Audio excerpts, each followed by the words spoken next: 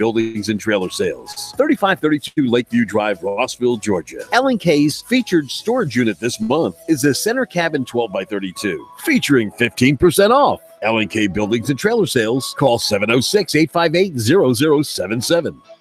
I'm the dude. You know, that or his dudeness, duder, or El Duderino, if you're not into the whole brevity thing. Luca Radio 92.7. Oh, man. Oh, good morning, family. Good morning, beautiful people here in the city of Chattanooga. It's your girl, Marie Mott, with the Marie Mott Show. Y'all know what it is. I'm taking it from the streets to City Hall. City Hall to the mayor's office. Can't leave out the police department, from the valley low to the mountaintop. Give you guys a bird's eye view to what's going on here in the city of Chattanooga. Good morning. Good morning, family. Good morning to the people. That's right. It's another beautiful day in the studio. It's another beautiful day outside. It's still cold. And I'm grateful because even though people, you know, you see people in shorts because it's 70-degree weather, we need cold weather because I'm trying to see not one mosquito during the summer. Oh, my goodness. We had mosquitoes almost up until December. And it's like, I don't know. They love me. And I was getting tore up going outside. So, yes, we need some cold weather to kill some of these bugs. But it is a beautiful day outside. And I hope that you woke up this morning feeling good about yourself. And even if you didn't, even if you don't feel good, guess what? I love you. And there's a reason you should feel good, because you're alive. And the worst cannot be that even if things happen to me or you in life, is if you are alive, baby, you are here for another day to overcome. You know, the worst day that you will ever experience is the day you don't wake up. That's going to be the worst day, family. The worst day for you is going to be the day you don't wake up and you can't give thanks. You can't do anything for somebody else. You can't love. You can't express. So even if today wasn't, if it started off rough or yesterday was rough, you know, or you're just having a rough week, give thanks because you're in the fight. And somebody didn't wake up this morning. And that's always a reason to be grateful. We got a lot to talk about. Yesterday was Martin Luther King Day, a day where more people give honor to a man that is a legacy that they don't really understand. And I continue to encourage people to not get wrapped up in the sanitized, whitewashed version of Dr. Martin Luther King and to look beyond Martin Luther King Jr. While he was a very important, brilliant, intelligent man, he is not the only one who spoke out against the atrocities that have happened in America for a very long period of time. He is not the only one who sacrificed his body and his life for this country and for the progress of people who are oppressed. He's not the only one. There are so many others. And do yourself justice. You know, the real information that you want in life, you got to find it. You're not going to get it in school. You're not really going to get it on television. I encourage, and this is something that I have to say often, pick up a book, family. If you don't have, if you live in the city of Chattanooga, you should be able to get a library card absolutely for free. And even if you have to pay a little bit of money to get a library card, it's worth it because books now are they're expensive. And so even if you have to pay a little bit of pocket change to get a library card, that gives you access forever to books and information. And I'm really, really proud that the Chattanooga Library has an entire section dedicated to Chattanooga history, which is history in and of itself, right? And there's so much that we need to learn. But yesterday was a bomb day. People said I killed it on the show. I feel like I do that all the time, but that's cool. You know, I gotta boost myself up. Gotta encourage myself. And yesterday we had the march, and then we had the service event at the Tivoli Theater. And so yesterday, it was so many beautiful black and brown and even our white allies that were there in the lining up. I had the opportunity to be asked to hold the Unity Group banner, and shout out to the Unity Group, which has been in existence for over 50 years, and the tireless work that they poured into not only just MLK. The Unity Group has worked diligently opposing the mayor and the city council's proposal of changing Harriet Tubman to M1 scheduling. They have petitioned on behalf of East Chattanooga and the rest of us that be a mixed use site. They were very, very vocal about the concrete bleachers in Avondale Center that have never been removed. So they do more work than just the MLK. And I really want to give Sherman Matthews, Eric Atkins, Pastor Charlotte, and every other member of the organization just praise this morning, because yesterday was magnificent. And so I got to tell the story on the air because hopefully if the Lord allows me to live next year and I get to be in the parade, I'm going to have a whistle with me. So, being in the front, I was in the front. I had my CCJ, Concerned Citizens for Justice family. They were right behind me. And they had their community control now, because even though the city council is trying to do their own thing about implementing a community oversight board, we understand that things that need to happen must come from the people. And anytime you see politicians and people in power rushing to do things and they're doing them ahead of the people, we already have a problem. Because nothing that needs to happen as far as change should be done without the consent of the governed, which is you and I. And, today's topic is very, very important. And while we praised Martin on yesterday, we're going to talk Malcolm today. Malcolm Little, who became Malcolm X, and then after his trip to Mecca became Hajj al-Malik Shabazz. We got to talk Malcolm today. While I do have I do have things that I can take from Martin, there have been more. I identify a lot more with Malcolm X and James Baldwin.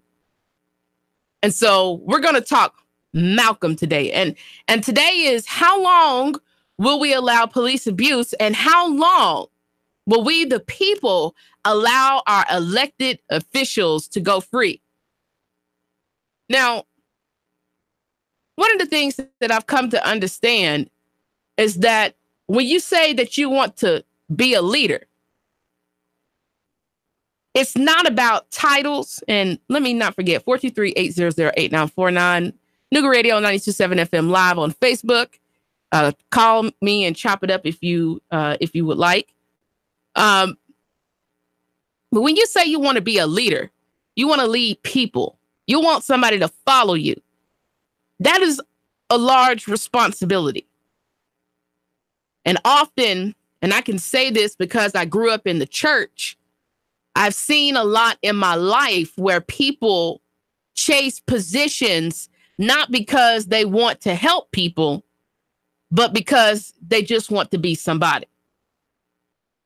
I've seen people manipulate. I've seen people step on people. I've seen people almost sell their mothers just to be able to get a position. And from my spiritual understanding, anytime you want to lead, the desire should be to be exalted to another level of service.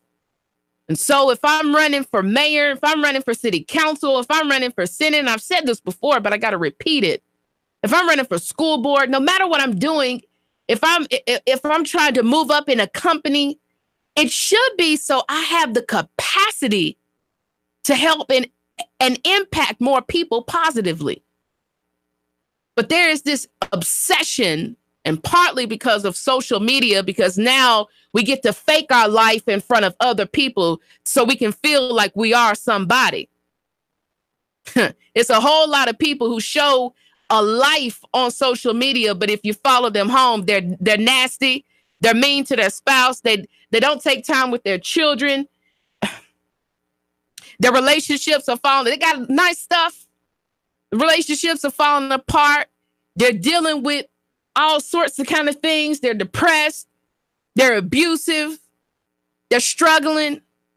You see, social media gives us, and I had to post a poem today about wearing a mask. Social media allows us to wear masks for people and pretend often that we're something that we're not.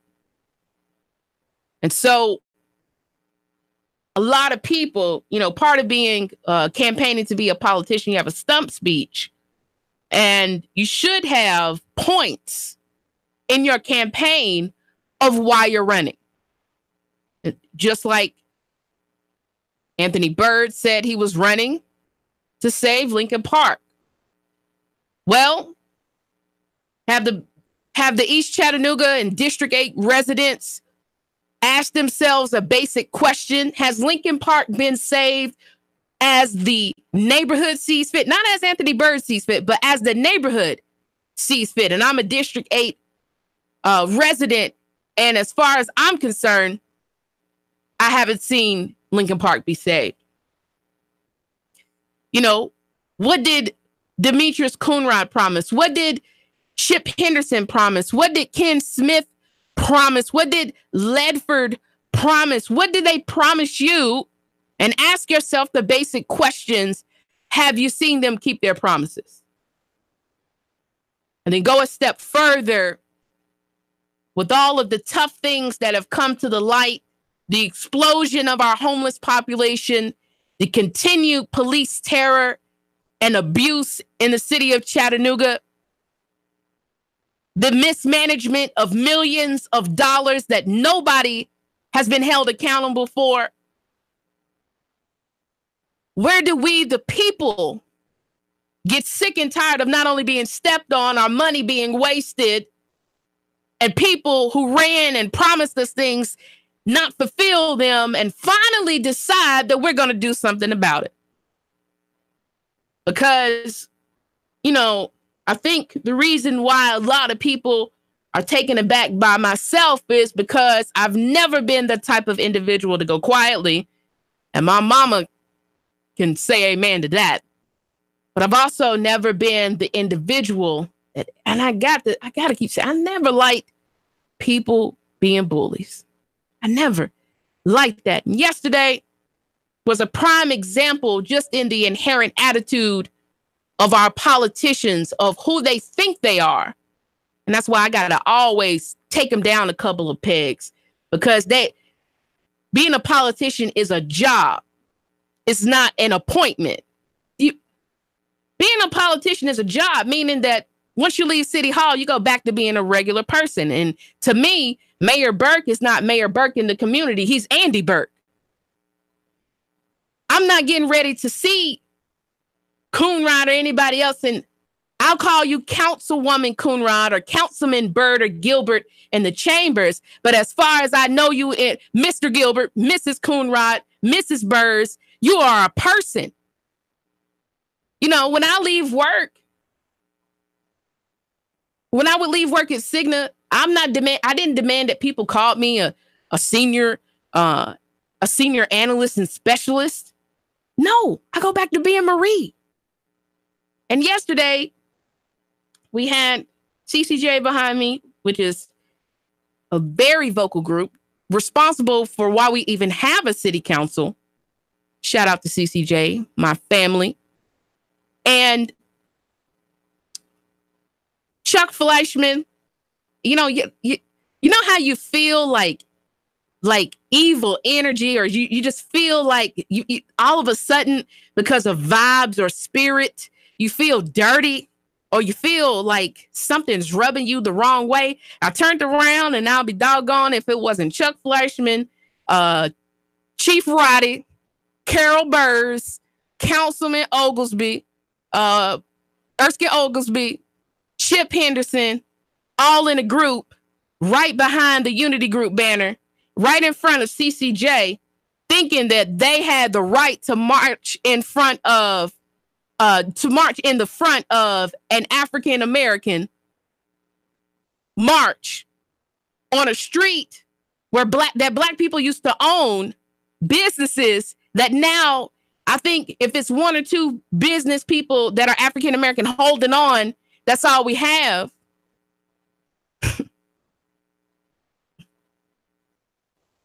In a city where it's hard for people of color to get loans to be able to buy mortgages, we're getting redlined, gentrified, beat up by the police. And these people, when they're in the council chambers, say nothing about it. Nothing about it. Nothing about our homeless. Nothing about it. They thought that they were going to get in the front of the line. And I had to put on my drum major hat. I had to go back to my high school band days and make them get out the line. I said, no, if you're for redlining and gentrification and police brutality, you can't stand in this line. You can't stand in it. You're going to have to go back. And I mean, like all the way back.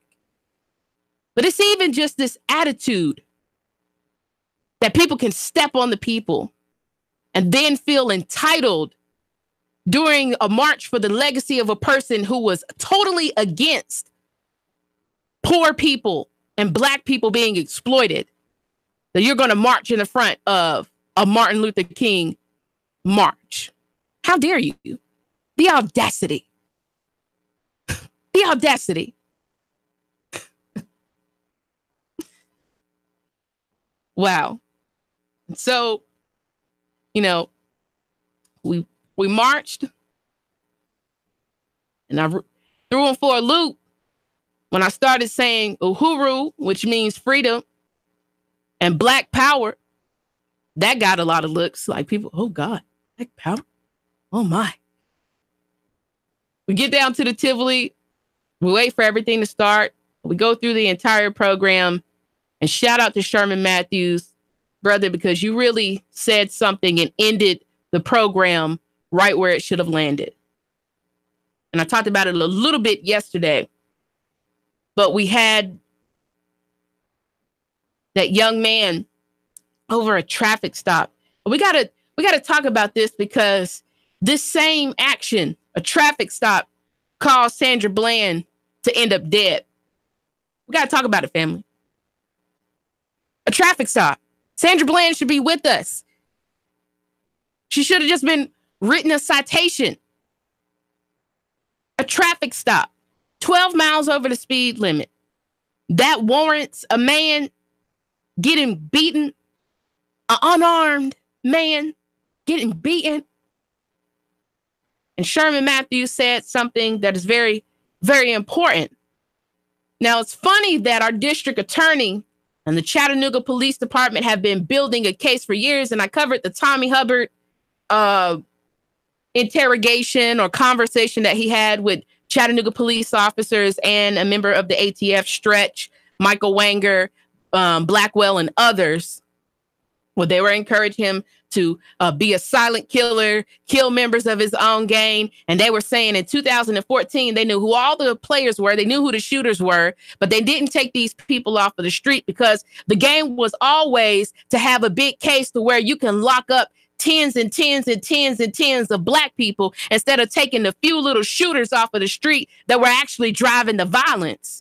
In 2014, and then we wound up in 2015 and 2016, and bodies were stacking and people were dying. And the whole goal was to allow the violence to happen so we could reboot the VRI initiative.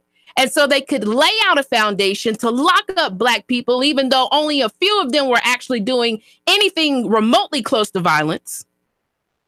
A handful.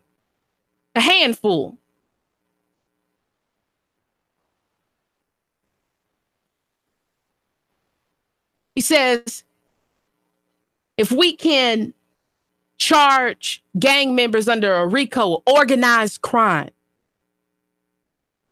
and rally and charge even those who are close to them for the same crimes because they're associated, then why is it that officers can continue to beat unarmed citizens? And not only are they not indicted, but then the officers who stand around and watch it happen they're not indicted and disciplined either. And family is not the Chattanooga Police Department an organization.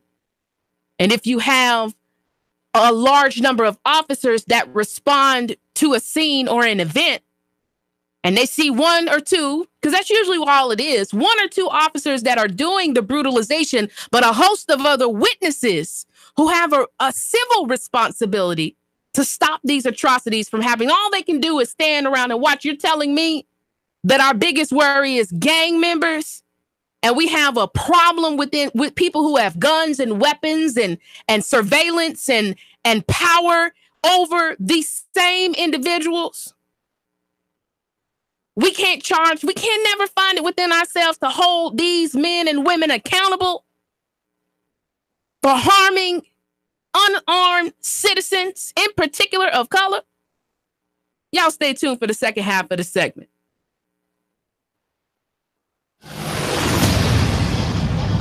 Because I don't think y'all are ready. We got to be real, family. We got to be real. You can't hold the people to a higher standard than sworn officers who take an oath. They take an oath just like a doctor, a lawyer, a judge. They have a responsibility beyond the citizen. Come on, stay tuned for the second half of the segment. 3, 2, 1. Chattanooga Radio. Digital FM 95.3 HD4. 92.7 FM's news now. Traffic investigators say the two cars slammed into each other at the intersection of Brainerd and Elmwood. Two people were hospitalized, one with minor injuries, the other with serious wounds. Part of the roadway had to be closed off as crews worked to collect evidence and clear the scene. Chattanooga police revealed they arrested a carjacking suspect on Saturday. Two victims told cops that men ran up to them with guns, demanded their money, valuables, and car. They then made off with the victim's Dodge Charger. After a short investigation, the police named Brandon Cannon as a suspected carjacker, and another juvenile was charged. Cannon arrested on several charges, including aggravated robbery and carjacking. Nearly 1,000 people volunteered on Martin Luther King Jr. Day, with projects including a cleanup of cemeteries, church volunteer work, helping the homeless, and countless other activities to benefit the community. Kids from Howard High School volunteered on their day off. Russell Stroud, Nooga Radio News Talk 92.7 Action News now. Sean Hannity, weekday afternoons from 3 to 6 p.m. on Nooga Radio 92.7 FM. Nooga Radio 92.7. MLS 2239. We will beat any national mortgage company's rate all day, every day, guaranteed. I'm Ben Phillips, and a financial analyst acted upon that statement and called his local mortgage company, Home Rate Mortgage, to buy his dream home. We close the loan in 23 days, while the national guys, they usually close in 40. Home Rate Mortgage is your local mortgage company in Tennessee. Again, Home Rate Mortgage will give you the best rate all day, every day, guaranteed. So let this story be your story and call Home Rate Mortgage today, 805-9100, and there's no cost and no obligation. So why wouldn't you call 805-9100 or HomeRateMortgage.com? Turn a house into a home rate mortgage.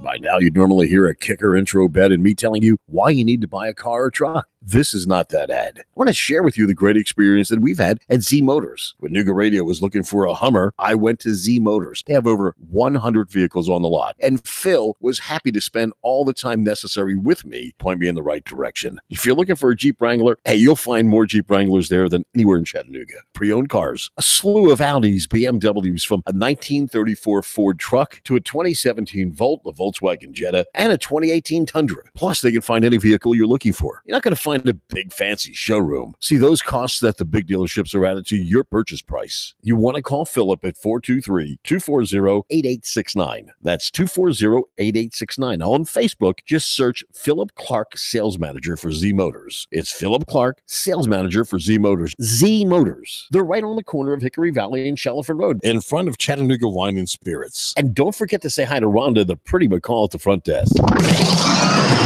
Nooga Radio, Chattanooga weather. Warming up some out there for your afternoon with some sunshine. A little breezy, but highs should reach the mid and upper 40s tonight. Clouds will thicken. A few late showers. Lows only 40 to 42. A wet day Wednesday with showers off and on. Highs lower 50s, turning colder again Thursday. Get ready for the next cold with Dodge City Ski Shop, featuring long underwear, wool socks, Columbia jackets, and much more. From infants to adults, they have it all at Dodge City Ski Shop, East Brainerd Road, Chattanooga. And I'm Swarm Team 12, Chief Meteorologist Matt Four. Nooga Radio 92.7.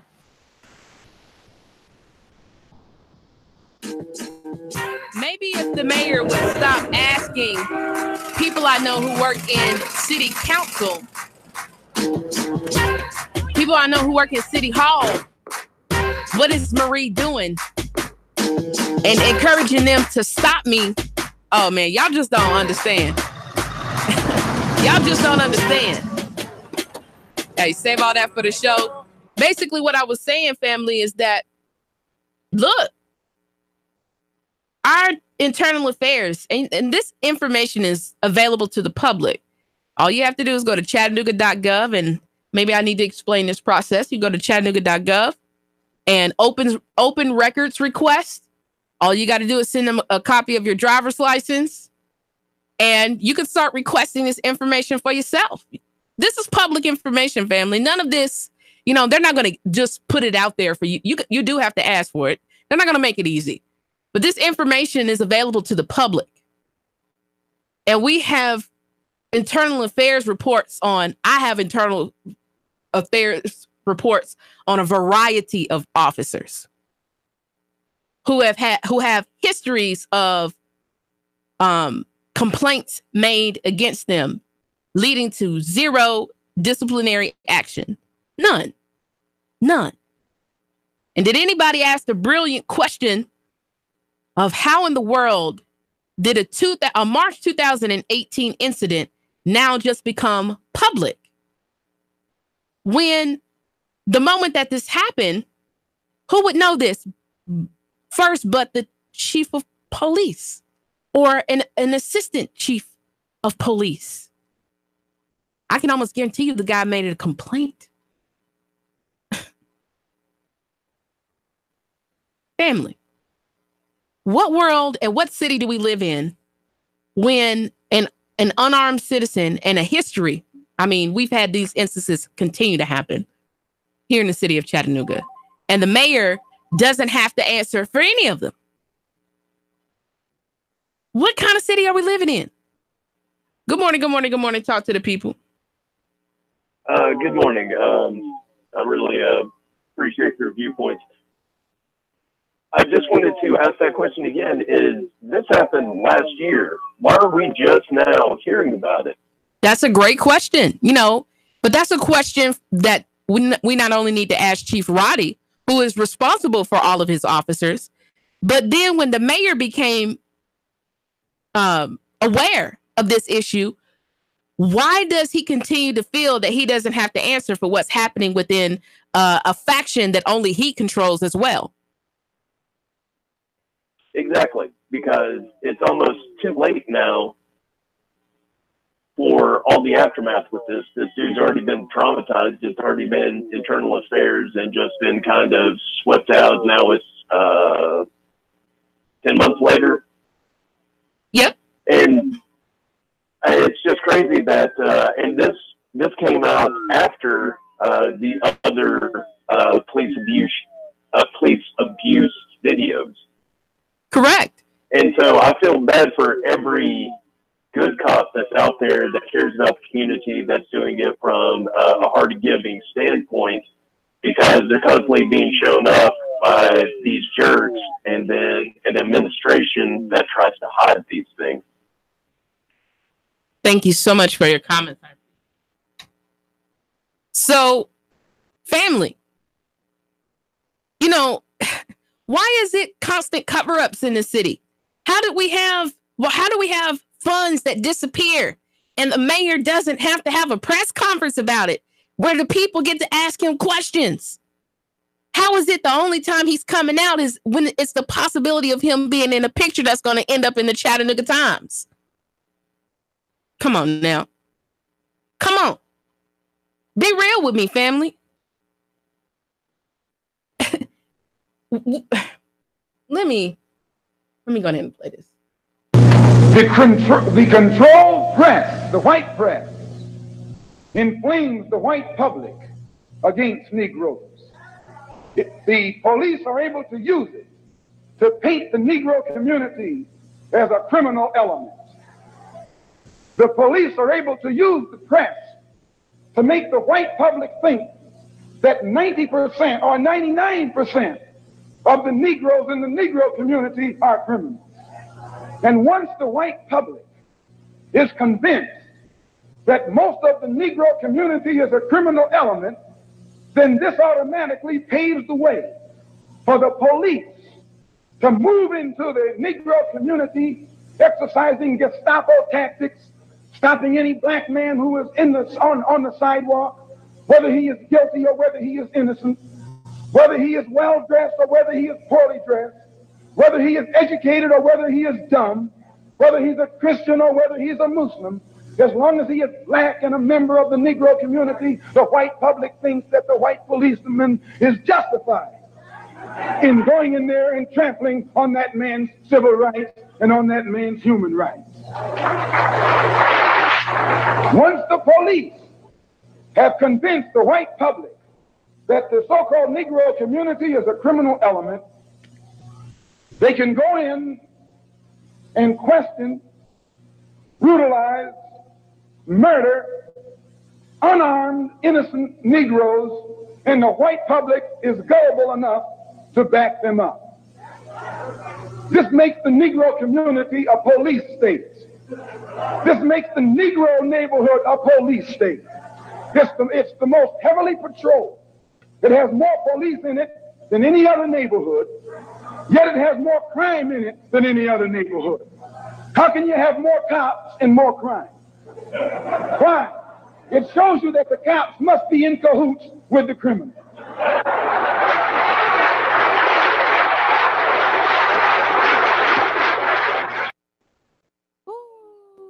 That was Malcolm. And he's right. It hasn't changed. This goes to show the more that I look at Martin Luther King and Medgar Evers and Malcolm and James Baldwin, all of these people who talked about gentrification, redlining, who talked about unnecessary wars where we're going and we're inciting violence in other countries of which we have no business, police brutality, segregation. I just talked about it yesterday. Our schools are segregated. Our city is still segregated. Come on.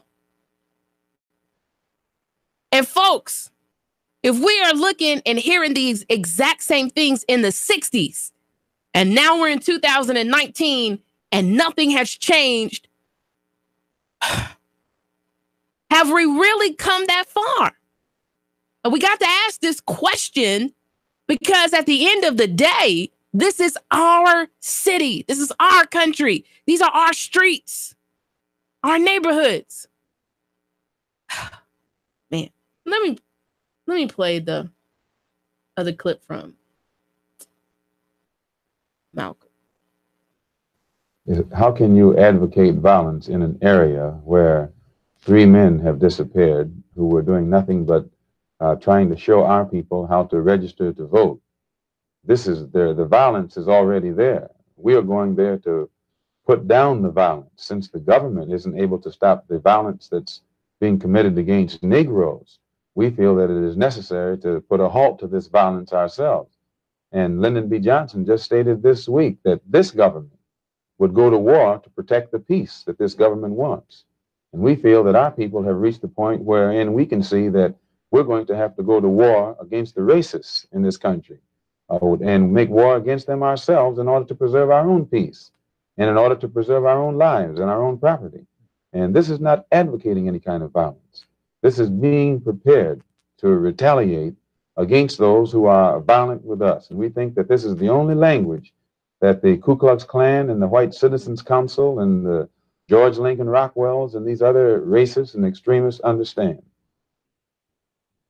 It's not advocating violence. Our people there are already the victims of violence and have been the victims of brutal violence on the part of the Klan. We're advocating self-defense units and self-defense units alone. Who would the victims of this guerrilla army be?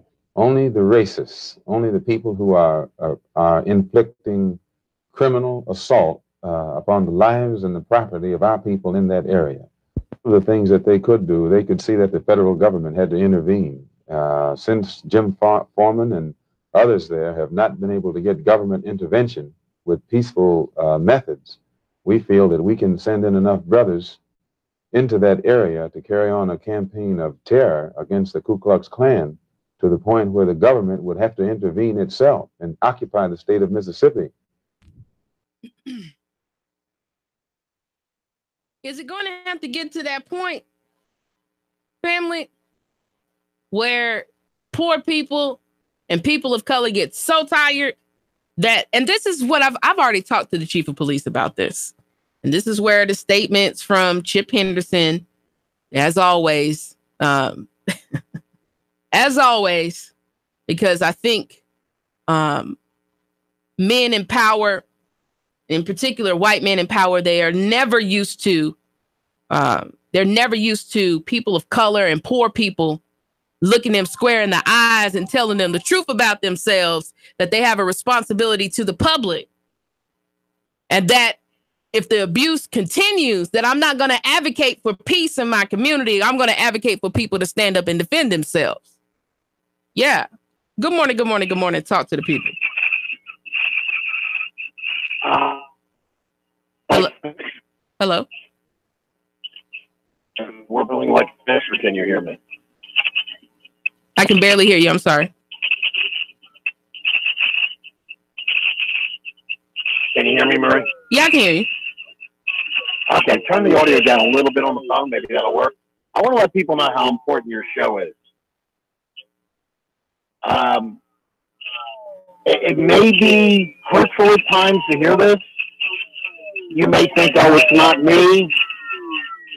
Everyone is culpable. Let me tell you, Marie, it starts not only with the family, but the public schools. Where I went to school, not coming from a wealthy town, they expected us to either work for the government or some low-end job. And that's what we were pigeonholed to do. Those who are unaware or unaware of being unaware. The education system has got to change or nothing's going to change. We need competitive education. One should not be stifled regarding education because they were born in a specific area or because of the pigmentation of their skin. This is a crime. And this is why we have crime.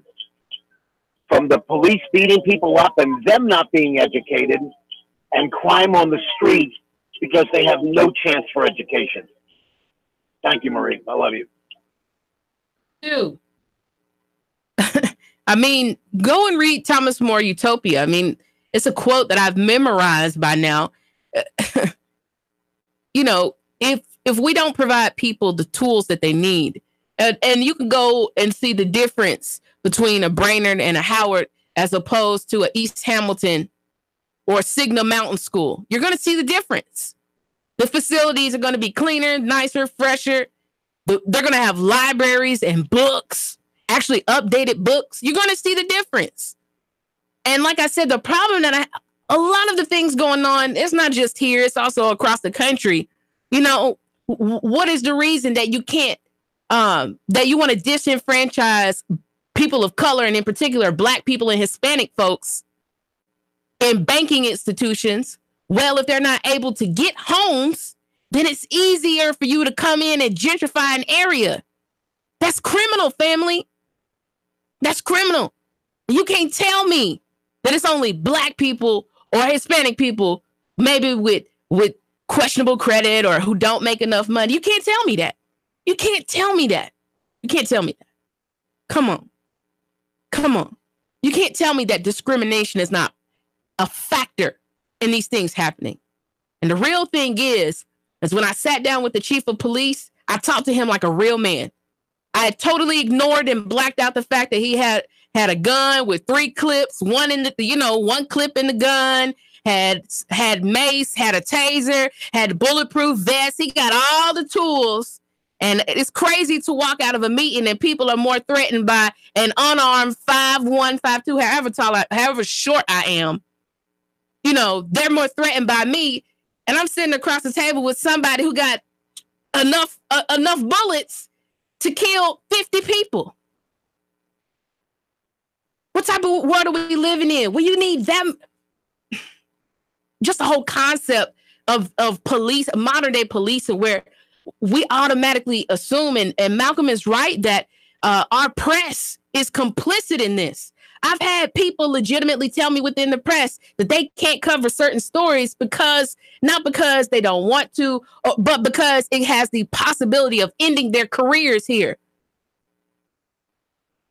Because certain people and certain individuals, in particular, like in the mayor's office and folks on Signal Mountain and people in power and people on boards and committees can't have this information and can't have people inciting poor people, which there are a lot of people who don't make enough money here in the city of Chattanooga. It's a lot of poor people here inciting poor people to wake up and realize that we don't have to remain poor if we so choose.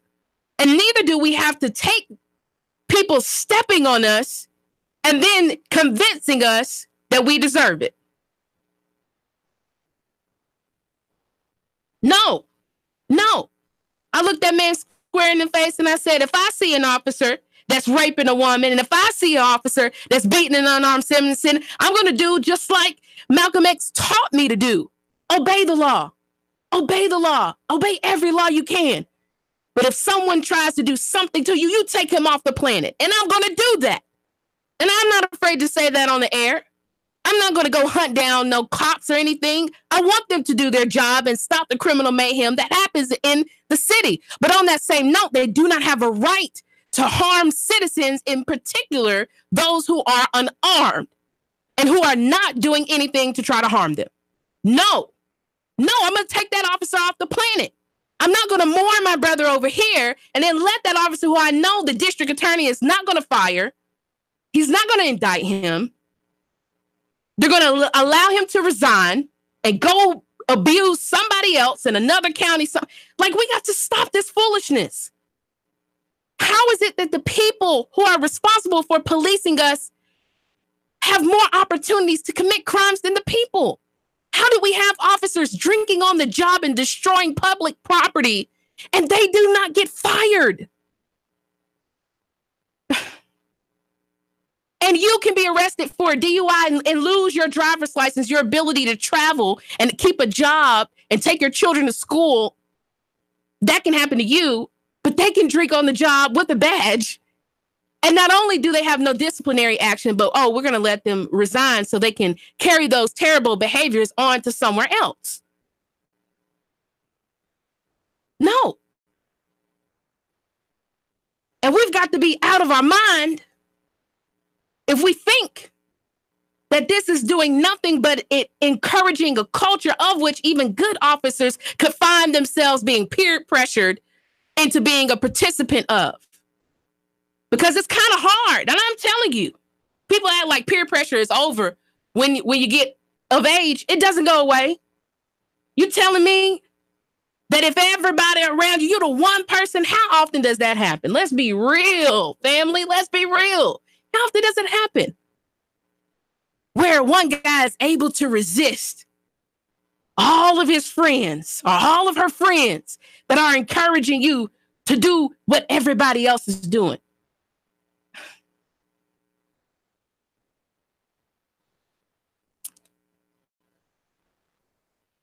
And further, for the good officers, why do they never have the courage to just say enough is enough? I've seen enough. I've heard enough. We've covered up enough. And you're willing to step out, even if you lose your job.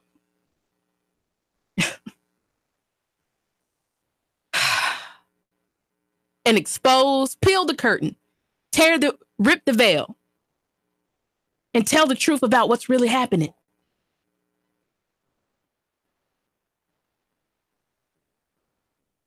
All I know is I'm not going to lull my community to sleep. I'm going to tell my community the truth. Not only do you have a right and a responsibility to protect yourself, but when you see any of these instances happening to your brother or your sister or somebody's child, you better step up. Somebody needs to record, but somebody got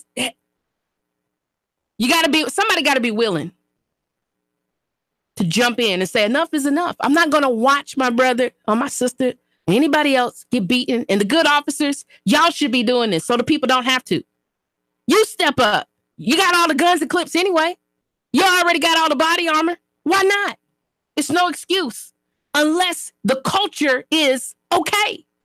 And that's the problem. It's fine. There's nothing wrong with what they're doing. And nobody is calling them to accountability, which says the people in power believe that there's nothing wrong with what's happening. And family, that's tyranny. That's tyranny. That's tyranny. Fight back. Y'all know that's my saying. It's time for us to take a stand. But we're not going to continue to have cover-ups. No more people being brutalized. No more. No more children. No more women. No more men. No more people dying in our jails. No more. It's up to us. We the people. What do we decide? And what will we do? I love y'all. Nothing you can do about it. 3, 2, 1. Chattanooga Radio.